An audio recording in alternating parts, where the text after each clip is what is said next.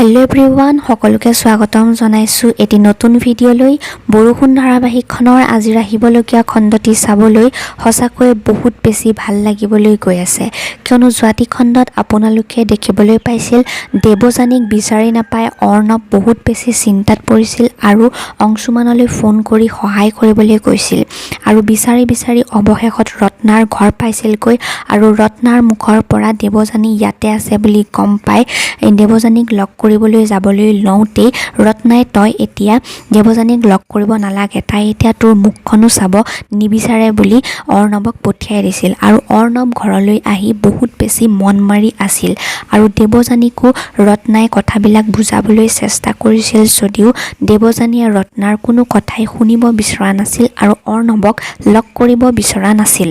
আৰু আনফালে আপোনালোকে দেখিবলৈ পাইছিল মিকুৰ মাকে অভিক তই কিয় মিকুৰ লগত এইবোৰ খেল খেলিছ, তই তাইৰ লগত যদি কিবা কৰ তেনেহ'লে কথা বহুত বেছি বেয়া হ'ব বুলি কৈছিল।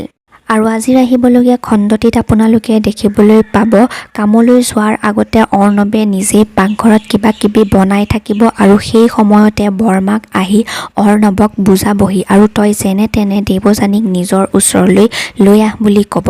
আৰু ইফালে ৰত্নায়ো দেৱযানীক কথাবোৰ ভাবি চিন্তি অৰ্ণৱৰ লগত কথা পাতি সম্পৰ্কটো ভাল কৰিবলৈ ক'ব।